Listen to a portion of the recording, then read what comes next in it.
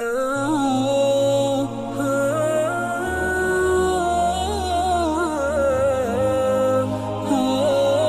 اللہ الرحمن الرحیم۔ ناظرین، آپ دیکھ رہے ہیں JTR ملاقات۔ آج ہمارا موضوع ہے فلسفہ قربانی اور عید الاضحیٰ۔ اس موضوع پر گفتگو کرنے کے لیے ہم نے مدعو کیا ہے حضرت مولانا مفتی محمد صاحب دامت برکاتہم کو۔ السلام علیکم۔ وعلیکم السلام ورحمۃ اللہ۔ مفتی صاحب کیسے ہیں؟ الحمدللہ، اللہ کا بہت کرم۔ مفتی صاحب، سب سے پہلا سوال تو یہ ہوتا ہے، فلسفہ قربانی کیا ہے؟ قربانی کا فلسفہ بعض لوگ یہ سمجھتے ہیں کہ شاید یہ کوئی گوشت کھانے کا ایک سلسلہ ہے، تو گوشت کھانا مقصود نہیں ہے، بلکہ اللہ تعالیٰ کی خوشنودی کے لیے جانور قربان کرنا، جانور ذبح کرنا۔ امام راغب اصفہانی رحمہ اللہ تعالیٰ نے قربانی کا جو لفظ ہے وہ قرب سے مشتق ہے جی، اور اس کے معنی امام راغب اصفہانی مفردات القرآن میں یہ بیان کرتے ہیں، ما یتقرب الی اللہ، جس کے ذریعے سے اللہ کا قرب حاصل کیا جائے۔ اور پھر یہ فرماتے ہیں کہ عرف شرع میں اور ہمارے عرف میں یہ نام ہے للنسیکہ ای الذبیحہ، یعنی قربانی کے دنوں میں جانور کو ذبح کرنا، اس کو قربانی کہا جاتا ہے۔ اور یہ قربانی ایسا عظیم الشان عمل ہے کہ قرآن کریم میں بیان فرمایا لِكُلِّ أُمَّةٍ جَعَلْنَا مَنْسَكًا لِيَذْكُرُوا اسْمَ اللَّهِ عَلَى مَا رَزَقَهُم مِّن بَهِيمَةِ الْأَنْعَامِ۔ یہ سورہ حج کی آیت نمبر 34 ہے، اور اس میں یہ بیان کیا کہ یہ قربانی ایسی چیز ہے کہ جس کو ہم نے ہر امت کے لیے لازم کیا ہے، وہ اللہ تعالیٰ کا نام لیں ان جانوروں پر جو اللہ تعالیٰ نے ان کو انعام کے طور پر عطا فرمائے ہیں۔ تو اللہ کے لیے ان کو قربان کرنا یہ ہر امت میں کسی نہ کسی درجے میں رہا ہے، آدم علیہ السلام کے زمانے سے چلا آ رہا ہے۔ بلکہ قرآن کریم میں آتا ہے وَاتْلُ عَلَيْهِمْ نَبَأَ ابْنَيْ آدَمَ بِالْحَقِّ، یہ سورہ مائدہ کی آیت نمبر 27 ہے۔ اِذْ قَرَّبَا قُرْبَانًا فَتُقُبِّلَ مِنْ أَحَدِهِمَا وَلَمْ يُتَقَبَّلْ مِنَ الْآخَرِ، کہ آپ ان کو واقعہ بیان کر دیجئے جو بالکل سچی خبر ہے، وہ بتا دیجئے کہ جب آدم علیہ السلام کے دو بیٹوں حابیل اور قابیل دونوں نے قربانی کی، تو ایک کی قربانی قبول کر لی گئی اور دوسرے کی قبول نہیں کی گئی۔ اس وقت قربانی کے قبول ہونے کی علامت یہ ہوتی تھی کہ جانور کو ذبح کرتے تھے اور آسمان سے ایک آگ آتی تھی، اس گوشت کو جلا دیتی تھی، تو یہ علامت ہوتی تھی کہ اس کی قربانی قبول ہو گئی۔ دوسرے کی قبول نہیں کی گئی، قال لأقتلنک، تو قابیل نے حسد اور انتقام کی آگ میں بھڑکتے ہوئے یہ کہا کہ میں تجھے ضرور قتل کروں گا۔ تو حابیل نے جواب دیا کہ انما یتقبل اللہ من المتقین، یہ قربانی اللہ تعالیٰ انہی لوگوں کی قبول کرتے ہیں جن کے دلوں میں تقوی ہوتا ہے، جو اللہ کی خوشنودی کے لیے قربانی کرتے ہیں، جن کے دل میں کوئی دکھاوے کی نیت نہیں ہوتی، نمود و نمائش نہیں ہوتا۔ اور قرآن کریم کی دوسری آیت میں سورہ حج ہی کی آیت ہے غالباً، لَن يَنَالَ اللَّهَ لُحُومُهَا وَلَا دِمَاؤُهَا وَلَكِنْ يَنَالُهُ التَّقْوَى مِنْكُمْ،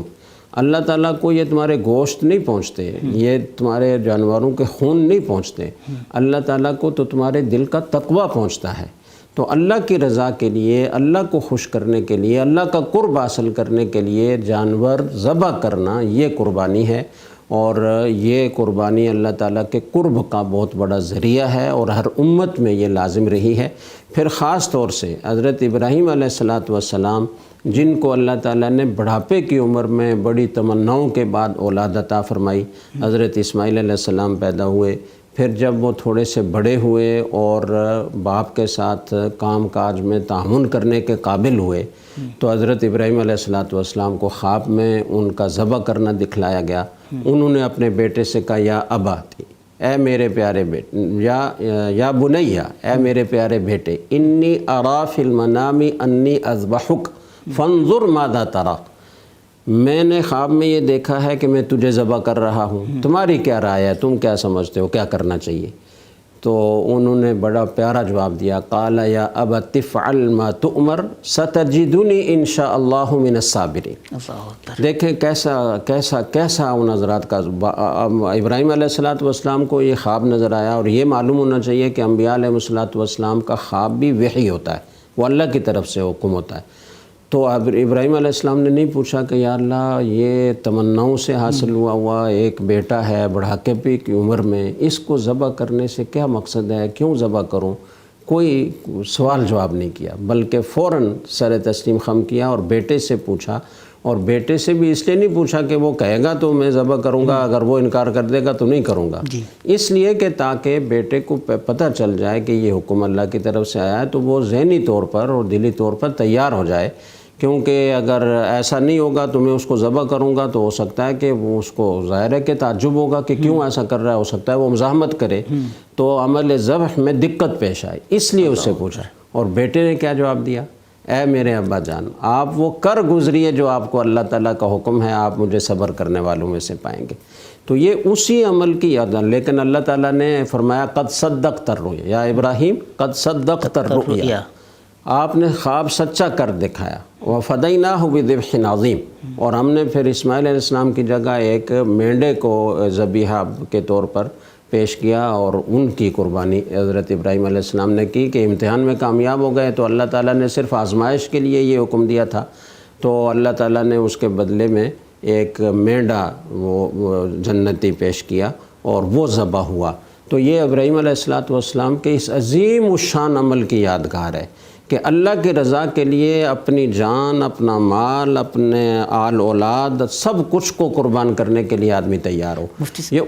اس کی یادگار کے طور پر قیامت تک کے لیے اللہ تعالیٰ نے ابراہیم علیہ السلام کا یہ عمل اتنا پسند آیا کہ قیامت تک کے لیے اس کو امت پر لازم قرار دے دیا۔ مفتی صاحب، قربانی اس قدر عظیم عبادت ہے تو کیا پھر ہر عورت، مرد، بچے، بوڑھے پر واجب ہے؟ ہر ایک پر نہیں، دیکھیں اس کے لیے نصاب ہے اور ہر ایک پر لازم نہیں ہے، بلکہ اس کے لیے کچھ شرائط ہیں، مسلمان ہونا، عاقل بالغ ہونا، مقیم ہونا، مسافر پر نہیں ہے، اسی طرح جو مجنون ہے اس پر نہیں ہے، باقی مرد عورت کا فرق نہیں ہے، جو بھی ان شرائط پر پورا اترے گا اور صاحب نصاب ہوگا اس پر قربانی لازم ہوگی۔ اور صاحب نصاب کون ہوتا ہے؟ عام طور پر لوگوں کو یہ غلط فہمی ہوتی ہے کہ جو زکوٰۃ کا نصاب ہے وہی قربانی کا بھی نصاب ہے، لیکن فرق ہے دونوں میں۔ 4 چیزیں تو وہی ہیں جو زکوٰۃ میں دیکھی جاتی ہیں، سونا ہے، چاندی ہے، نقدی ہے، مال تجارت ہے، لیکن صدقۃ الفطر میں اور قربانی میں 5ویں چیز ضرورت سے زائد سامان کو بھی دیکھا جاتا ہے۔ ان 5 چیزوں میں سے کوئی بھی 2 چیزیں مل کر نصاب کے بقدر ہو جائیں، یعنی 52.5 تولہ چاندی، 612 کچھ گرام چاندی، یہ اگر اس کی مقدار ہو جائے اس کی قیمت کے برابر یا اس سے زائد کسی کے پاس مالی ہے تو 2 چیزوں کو ملا کر تو اس پر قربانی لازم ہوتی ہے۔ اور ضرورت سے زائد سامان کون سا ہوتا ہے؟ جو سال بھر استعمال کرنے کی نوبت نہیں آتی، برتن پڑے ہوئے ہیں، بہت بے تحاشا کئی سیٹ ہیں اور استعمال کی نوبت نہیں آتی، کپڑے 20 30 جوڑے ہیں، تو یہ ضرورت سے زائد ہیں، بقدر ضرورت تو ضرورت میں داخل ہیں، جو ضرورت سے زائد ہیں وہ زائد ہیں۔ اسی طرح کسی کے پاس زمین ضرورت سے زائد ہے، یعنی جو اپنی اس کی آمدن ہوتی ہے وہ کچھ حصے کی آمدن تو استعمال میں آتی ہے، ضرورت پوری ہو جاتی ہے، باقی وہ بیچ کر اس سے پیسے کمائے جاتے ہیں، ضرورت سے زائد ہے تو وہ بھی شمار کی جائے گی۔ تو اسی طرح جانوروں کا مسئلہ ہے، اس کا اپنی ایک تفصیل ہے۔ تو جو بھی ضرورت سے زائد سامان کو ساتھ شامل کر کے ان 4 چیزوں میں سے کوئی ایک چیز اور اس کے ساتھ ہو تو 2 چیزیں مل کر نصاب کو پہنچ جائیں، اور یہ 52.5 تولہ چاندی کی قیمت آج کل تقریباً 50-55 کے لگ بھگ 50-55 ہزار کے لگ بھگ بنتی ہے، تو اتنی مالیت کسی کے پاس ہو تو اس پر قربانی لازم۔ مفتی صاحب، ایک الجھن ہے آج کل، بہت سارے دانشور اور بہت سارے لوگ یہ کہہ رہے ہیں کہ قربانی کی جو رقم ہے یہ رفاہی اداروں کو دے دینی چاہیے، رفاہی کاموں میں خرچ کر دینی چاہیے، اس بارے میں ذرا شرعی رہنمائی فرمائیں۔ دیکھیں یہ بہت بڑی ایک مغالطہ انگیزی ہے کہ قربانی کے بدل کے طور پر رفاہی خدمات کو پیش کیا جائے۔ قربانی مستقل ایک عبادت ہے اور اس کے دلائل قرآن و سنت میں کثرت سے موجود ہیں، رسول اکرم صلی اللہ علیہ وسلم کا ساری زندگی کا عمل موجود ہے۔ تو اس وقت تو غربت اس سے بھی زیادہ تھی، اس وقت تو رفاہی کاموں کی ضرورت اس سے بھی زیادہ تھی، 2 مہینے تک تو آپ صلی اللہ علیہ وسلم کے گھر میں چولہا نہیں جلتا تھا، صحابہ کرام کی بھی یہی حالت تھی، آپ نے سنا ہوگا کہ خندق کے موقع پر پیٹ پر پتھر باندھ کر خندق کھودی جا رہی تھی، تو اس وقت تو کسی نے یہ فلسفہ بیان نہیں کیا کہ جی قربانی کرنے کی کیا ضرورت ہے، لوگوں میں اتنی بھوک ہے، اتنی غربت ہے، رفائی کی خدمت کرو، ان کے ساتھ تعاون کرو۔ لیکن حدیث میں آتا ہے، ترمذی کی روایت ہے، اقام رسول اللہ صلی اللہ علیہ وسلم بالمدینۃ 10 سنین یضحی، آپ صلی اللہ علیہ وسلم مدینہ منورہ میں 10 سال مقیم رہے ہجرت کے بعد، اور آپ نے ہر سال قربانی کی۔ تو یہ کہنا کہ رفائی خدمات میں پیسے دے دیں اس کی آج کل زیادہ ضرورت ہے، تو یہ اچھی طرح سمجھ لینا چاہیے کہ رفائی خدمات کی اپنی جگہ اہمیت ہے۔ ہمارے معاشرے میں جو بھی غریب لوگ ہیں ان کے ساتھ بھرپور تعاون کرنا چاہیے، لیکن قربانی کے بدل کے طور پر اس کو پیش کرنا کسی طرح صحیح نہیں ہے۔ اس کا مطلب تو یہ ہوا کہ کوئی آدمی یہ کہے کہ یار آج اب روزہ رکھنے کی ضرورت نہیں ہے، رفائی خدمت کر لو، نماز پڑھنے کی ضرورت نہیں ہے، اس کے بجائے غریبوں کو پیسہ دے دو۔ تو جیسے نماز ایک مستقل عبادت ہے، جیسے زکوٰۃ ایک مستقل عبادت ہے، جیسے روزہ ایک مستقل عبادت ہے، جیسے حج ایک مستقل عبادت ہے، اس کا اور کوئی بدل نہیں ہو سکتا، تو اسی طرح قربانی بھی ایک مستقل عبادت ہے اور واجب ایک فریضہ ہے، تو اس کا بدل رفائی خدمات نہیں ہو سکتی۔ اور بعض لوگ یہ مغالطہ انگیزی بھی کرتے ہیں کہ جی آپ صلی اللہ علیہ وسلم نے تو مکہ میں یعنی صرف حج کے موقع پر قربانی ہوتی ہے، اس کے علاوہ قربانی کا کوئی تصور نہیں ہے۔ میں نے آپ سے عرض کیا کہ رسول اکرم صلی اللہ علیہ وسلم مدینہ منورہ میں 10 سال رہے اور ہر سال آپ نے قربانی کی، تو اس لیے یہ کہنا کہ رفائی خدمات میں پیسے دیں اور قربانی میں اتنا پیسہ ضائع کرنے کی کیا ضرورت ہے۔ اچھا ایک بات اور بھی لوگ یہ کہتے ہیں کہ اس جانوروں کا خون بہانے سے کیا فائدہ ہے، یہ کوئی معاشی سرگرمی میں تو کوئی اضافہ نہیں ہوتا، اس سے مال میں کوئی اضافہ نہیں ہوتا، حالانکہ یہ بھی بہت بڑا مغالطہ ہے۔ آپ اندازہ لگائیں کہ ہمارے اسلامی ممالک اگر بڑے بڑے جن کی بڑی آبادیاں ہیں، جیسے انڈونیشیا ہے، پاکستان ہے، ترکی ہے، سعودی عرب ہے، چند موٹے موٹے مسلمان ممالک کو بھی اگر شمار کیا جائے تو چند سال پہلے کا سروے یہ ہے کہ 6 کروڑ سے زائد قربانیاں ہوتی ہیں۔ آپ اس سے اندازہ لگائیں کہ یہ کتنی بڑی معاشی سرگرمی ہے، اس لیے کہ جب قربانی کا سیزن آتا ہے تو اس سے پہلے جو لوگ قربانی کے لیے جانور فراہم کرتے ہیں، انہوں نے بڑے بڑے فارم بنا رکھے ہیں، وہ اپنے ہاں جانور پالتے ہیں اور قربانی کے موقع پر وہ مارکیٹوں میں منڈیوں میں لے کر آتے ہیں، تو وہ جو جانور پال رہے ہوتے ہیں ظاہر ہے کہ وہ ایک آدمی تو نہیں پال سکتا، اس کو ملازمین رکھنا پڑتے ہیں، وہ کتنے بڑا سلسلہ اس کے ساتھ ملازمین کا وابستہ ہوتا ہے، پھر ایک جگہ سے دوسری جگہ منتقل ہوتے ہیں تو گاڑی والوں کی سروسوں کو فراہم ہوتی ہے، وہ کتنی بڑی معاشی سرگرمی وجود میں آتی ہے، پھر ان کو منڈیوں میں لانے والے ملازمین ہوتے ہیں، ان کی دیکھ بھال کرنے والے، ان کو چارہ دینے والے، پھر چارہ بیچنے والوں کے لیے کتنا بڑا سیزن ہوتا ہے جس میں وہ اپنی کمائی کرتے ہیں، تو ہزاروں لاکھوں لوگ اس موقع پر اپنا روزگار ان کو ملتا ہے اور ان کی معیشت بہتر ہوتی ہے۔ تو یہ کہنا کہ اس سے معاشی طور پر نقصان ہوتا ہے، لاکھوں جانوروں کا خون بہا کر ہمیں کیا ملتا ہے، تو بہت بڑی معاشی سرگرمی وجود میں آتی ہے اور اس سے لاکھوں کروڑوں لوگ مستفید ہوتے ہیں۔ جی ٹھیک مفتی صاحب، قربانی کی جب اتنی فضیلت ہے تو قربانی کیسے کرنی چاہیے، یعنی اجتماعی قربانی کرنی چاہیے یا جانور خود خرید کر اپنے ہاتھ سے ذبح کرنا، ان میں زیادہ افضل کیا ہے؟ جی قربانی تو بہت بڑا فضیلت والا عمل ہے۔ ترمذی کی روایت ہے کہ رسول اکرم صلی اللہ علیہ وسلم نے فرمایا کہ ما عمل ابن آدم یوم النحر احب الی اللہ من احراق الدم، قربانی کے دن جانور کا خون بہانے سے زیادہ پسندیدہ کوئی عمل ابن آدم نہیں کر سکتا، اللہ کے نزدیک اس سے زیادہ پسندیدہ اور کوئی عمل نہیں ہے۔ وَإِنَّهُ لَيَأْتِي يَوْمَ الْقِيَامَةِ بِقُرُونِهَا وَأَشْعَارِهَا وَأَظْلَافِهَا، اور یہ قیامت کے دن جانور کے کھروں کے ساتھ، اس کے بالوں کے ساتھ، اس کے سینگوں کے ساتھ آئے گا اور اللہ تعالیٰ اس کو اجر عطا فرمائیں گے۔ وَإِنَّ الدَّمَ لَيَقَعُ مِنَ اللَّهِ بِمَكَانٍ قَبْلَ أَن يَقَعَ بِالْأَرْضِ، اور جو خون بہتا ہے نا جانور کا ذبح کرتے ہوئے، تو وہ اللہ تعالیٰ کی بارگاہ میں اس سے پہلے قبولیت حاصل کر لیتا ہے کہ وہ زمین پر بہے، زمین پر بہنے سے پہلے اللہ کی بارگاہ میں اسے قبولیت ملتی ہے۔ فَطِيبُوا بِهَا نَفْسًا، اس لیے آپ صلی اللہ علیہ وسلم نے فرمایا کہ قربانی خوش دلی سے کیا کرو۔ صاحب آخری 2 سوال ہیں عید کے حوالے سے، عید الاضحیٰ کے حوالے سے۔ عید الاضحیٰ کیسے، عید کا دن کیسے گزارنا چاہیے، عید کا پیغام کیا ہے؟ دیکھیں عید کا دن تو گزارنا چاہیے، سب سے بڑی چیز تو یہ ہے کہ اس میں 2 رکعت نماز واجب ہے، وہ ادا کرنے کا اہتمام کرنا چاہیے، اور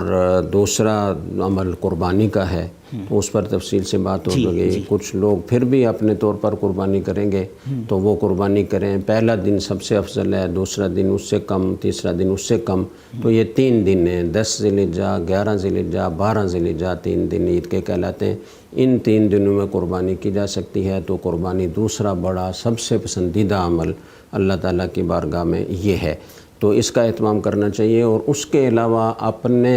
عزیز و اقارب سے ملنا اور SOPs کا خیال رکھتے ہوئے ملنا، یہ بھی عید کے دن کا ایک اچھا عمل ہے، اور اسی موقع پر ایک دوسرے سے ملا جاتا ہے۔ اور خاص طور سے اس وقت ہم جن حالات سے گزر رہے ہیں اس میں ایک بہت اہم بات یہ ہے کہ جو لوگ بیمار ہیں، عید کے دن بھی بہت سارے لوگ ایسے ہوں گے جو بیمار ہوں گے، گھروں میں پڑے ہوں گے، اسپتالوں میں پڑے ہوں گے، تو جہاں تک کسی کا بس چلتا ہے، کسی کے لیے ممکن ہے، وہ ان بیماروں کے پاس جائے،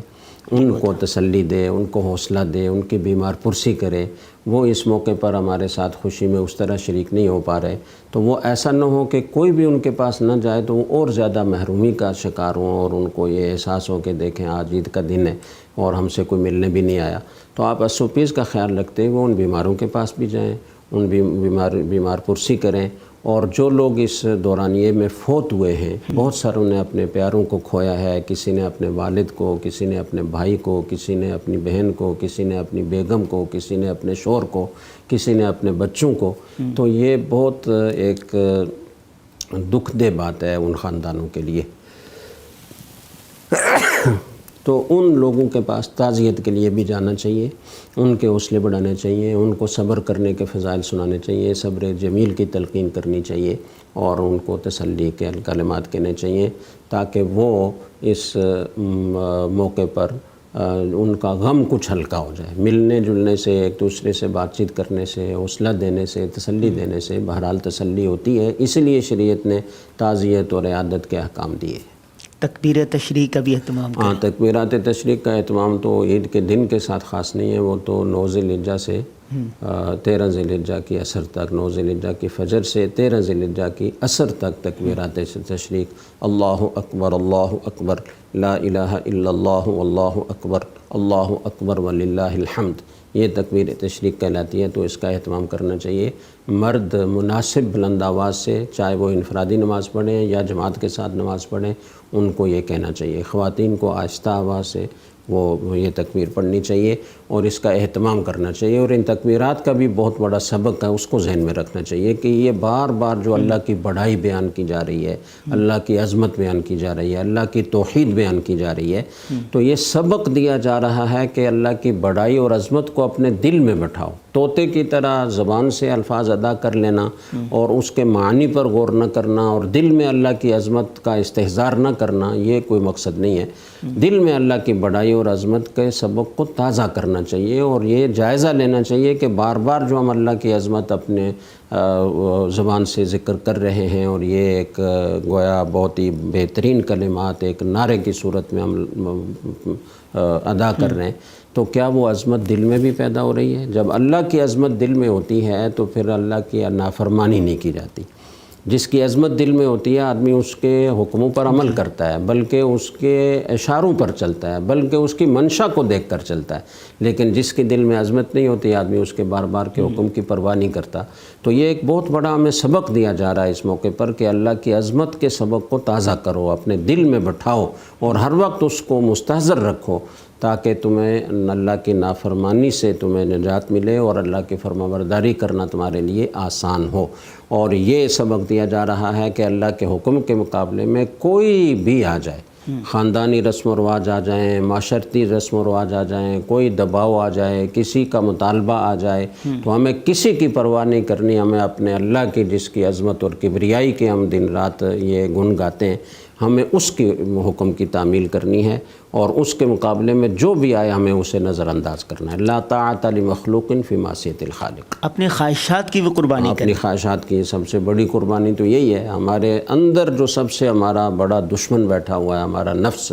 اس کی مخالفت کرنا، یہ تو اس کے بغیر تو اللہ کی اطاعت ہو ہی نہیں سکتی، چونکہ نفس تو امارہ بالسوء ہے، وہ تو ہمیشہ برائی کا حکم دیتا ہے، برائی کی طرف لے کر جاتا ہے۔ تو ان خواہشات کو دبانا اور ان کو قربان کرنا اللہ کے لیے، یہ بھی قربانی کا ایک بہت بڑا سبق ہے، اور ان ایام تشریق میں تکمیرات تشریق کا ایک بڑا سبق ہے۔ حضرت مولانا مفتی محمد صاحب، آپ کا بہت شکریہ۔ آپ نے فلسفہ قربانی پر، قربانی کس پر واجب ہے، قربانی کس طرح کرنی چاہیے، اور پھر یہ بھی بتایا کہ عید کا دن کس طرح گزارنا چاہیے۔ عید کے دن آپ نے جو بیمار ہے اپنے رشتہ داروں میں سے اس کا خیال رکھنا ہے، جو وفات پا گئے ہیں ان کے لیے ایصال ثواب کرنا ہے، اور اپنے خواہشات کی قربانی کرنی ہے۔ قربانی کے ساتھ ساتھ اپنے خواہشات کی قربانی بھی کرنی ہے، گناہوں سے آپ نے بچنا ہے۔ یہی اس عید کا پیغام ہے۔ اللہ تعالی ہم سب کو اس پر عمل کرنے کی توفیق عطا فرمائے۔ بہت شکریہ۔